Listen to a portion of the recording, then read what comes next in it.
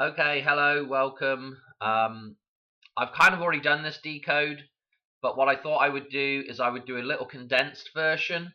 So if you saw my last decode, there may not be too much new in here. I'm going to show you a couple of new bits, um, but it's mostly just the same stuff as I was talking about in the last decode. The problem with the last decode is it was 50, almost an hour long, and that's just way too long for a video, especially if it's somebody if we've got new people arriving that might want to watch it, or just regular people that don't have to sit through 50 minutes of me waffling.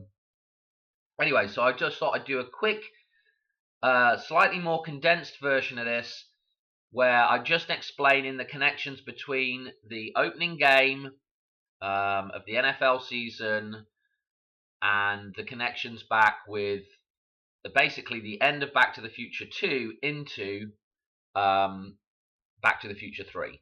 So the first thing to say is that the time period at the start of Back to the Future 3, okay, is right at the start of September. Okay, if you've ever seen the film, you might have picked up on that. Sometimes, if you've only seen the film once or twice, some of this stuff might not be clear to people that haven't seen the film that much, and when I'm talking about it in the previous video, it might not be that clear to what's really going on if you've not seen the film. You have to really know all three films.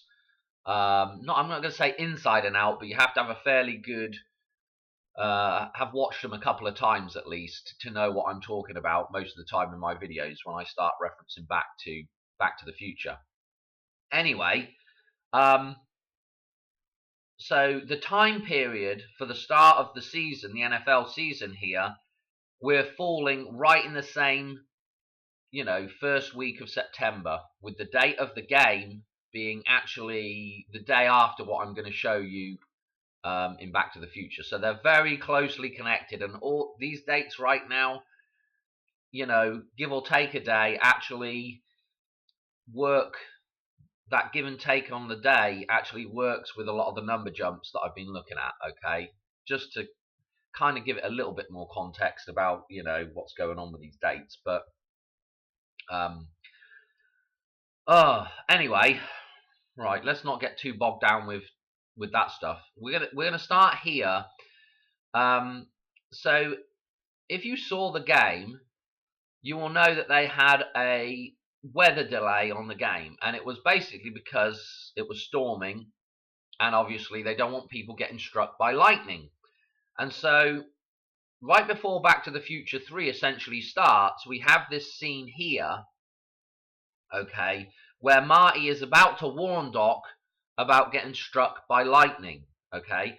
Now, at the start of this little scene, Marty is burning the Gray's Sports Almanac, the whole thing that causes all the problems for him, okay? Okay, this little book that Biff takes back and gives to himself, yeah, so he can essentially rule the world, right? Now, if you notice on the front of this book, in fact, I need to just back this up where it's got flames on it. You'll notice that there's two. Well, I think there's actually. I'm not quite sure about this dude here under the flame here, whether that's a football player going to tackle. But look at the two football players that are in the middle of the cover here, and note the colours. Okay, a blue, a grey, and a white sort of colour, and then a white and a green sort of colour. So colours that do sort of tie back in with the Cowboys and the Eagles, okay? Also note the reference to pi here, okay, with the 4 on the horse and the 3-1, okay? And I'm not going to go into that right now and keep going over what I've talked about, but this is extremely significant, this connection with pi here, okay? Because this whole thing was tying into this week that's just started. There was a huge big pi decode for this week, yeah? 9-1, the 1st of September translates back to, you can translate that back to a symbol for pi, yeah? And we can also do some number jumps that connected us with that, okay? So I don't want to go too much into it, but just note that pi reference on the front of there. If you go back, check my old videos out, you'll see what I'm talking about with that. So this thing's getting burnt. Okay, and then, and in fact, if we just come forward, I want to show you this spot here. Okay. Okay. Marty's basically going to give... Doc, are you okay? Marty's going to give Doc the warning now. That was a close one, Marty. I almost bought the farm.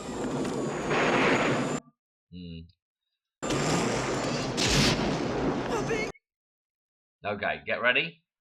Careful! You don't want to get struck by lightning! Okay, you don't want to get struck by lightning. And then we have the 6699 thing popping. Okay? Okay. Just one thing with Route 66. Okay, he's in a car there and the 66 or 99 pops up. Route 66, Route 4, I say Route 44. If you go to I-44, Interstate 44, it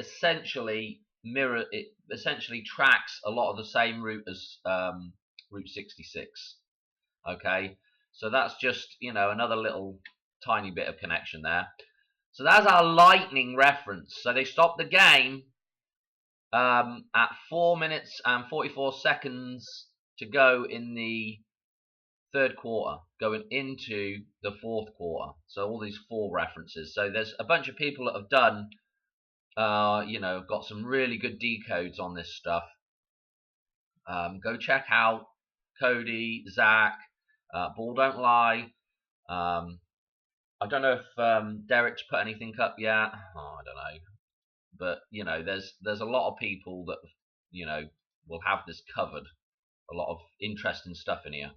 So if we just move on, I just want to show you what happens just seconds later. This dude turns up with a letter from, spoiler alert, from Doc, who has been sent back into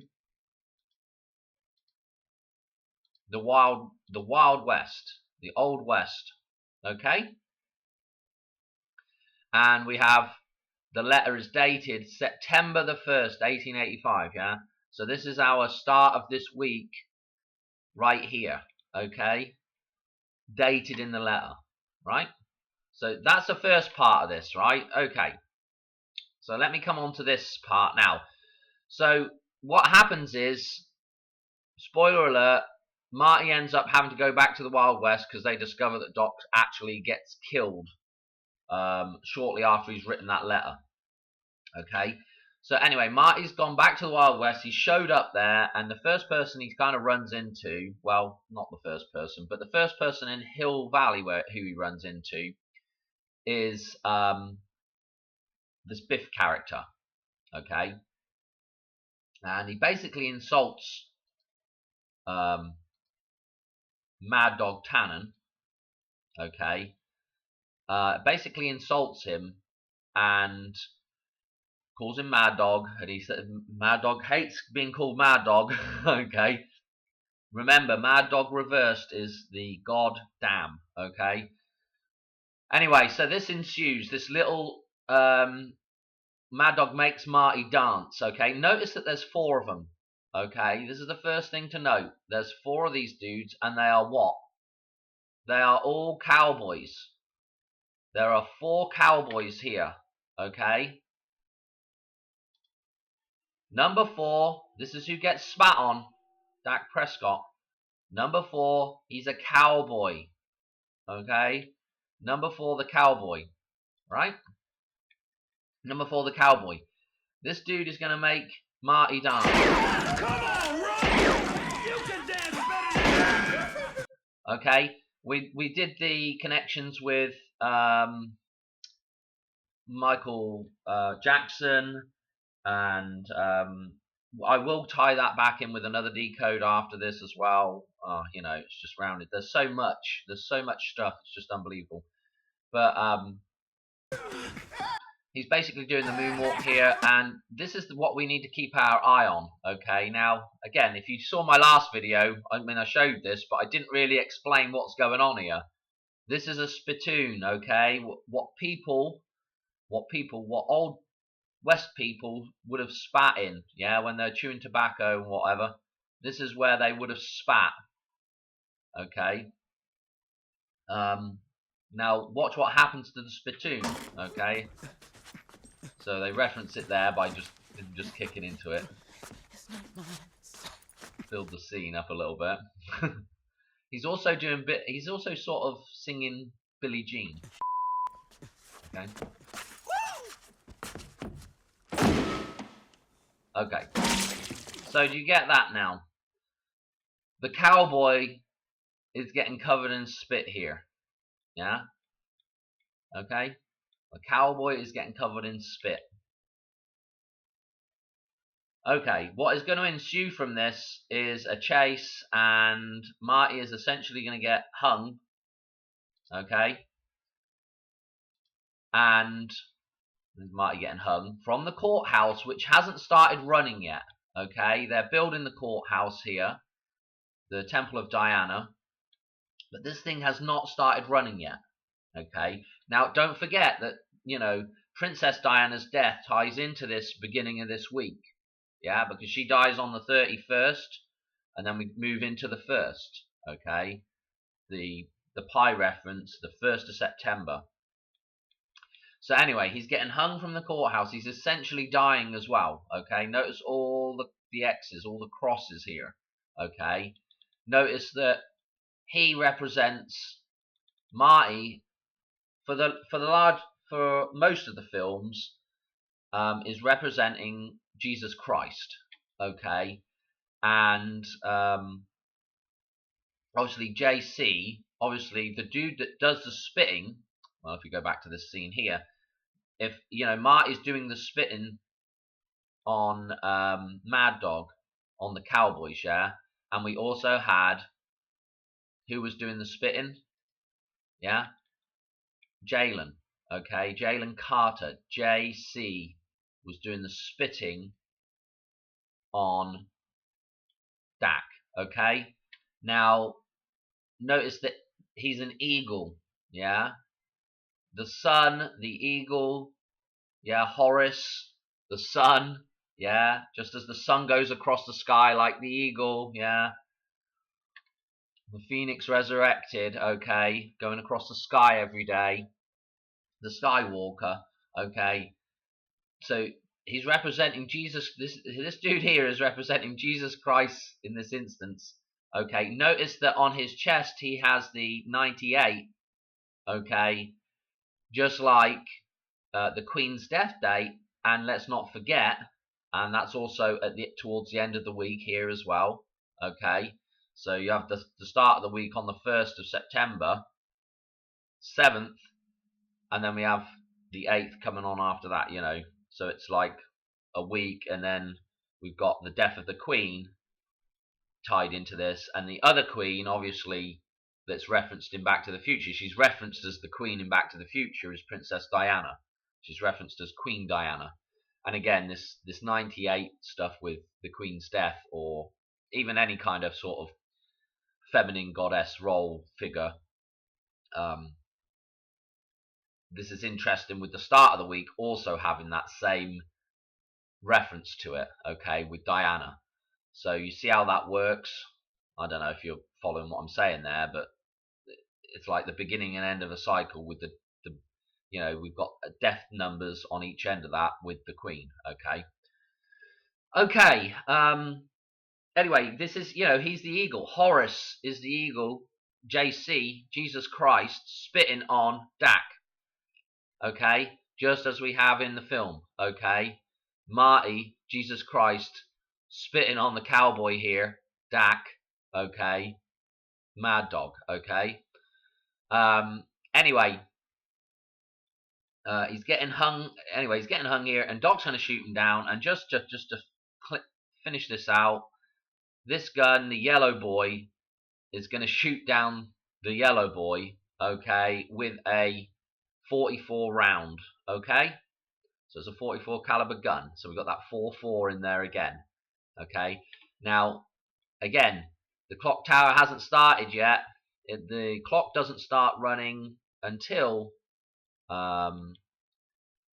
2 days later in this scene. This is the 3rd of September, and the game was on the 4th of September, and so the clock doesn't start running in the film until the 5th of September, until the little town festival dance thing, yeah, where we have the pie reference with the frisbee pie dish, okay, and there are many more references in the whole thing, but again, super duper interesting. Note the windmill in the background, the point of no return, okay. Again, this is kind of ominous because in the film they reference the windmill as being the point of no return, okay. So again, you know, are we in the final, I don't know, the end days? I don't know. Maybe we are, or maybe it'll just continue on like the previous decodes that I've done have just sort of carried on and sort of gone over into connecting back with more dates coming up. So anyway, hope you enjoyed that. Just a little condensed version, just so you could see. Doc is going to get shot over $80 over the number 8. Okay. Boy, I can't remember what else is.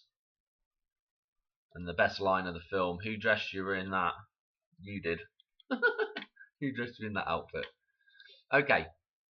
That's it. Okay. Hope you enjoyed, and I'll catch you on another one very soon. I'm going to do another video here in a minute. Okay. All right. Bye.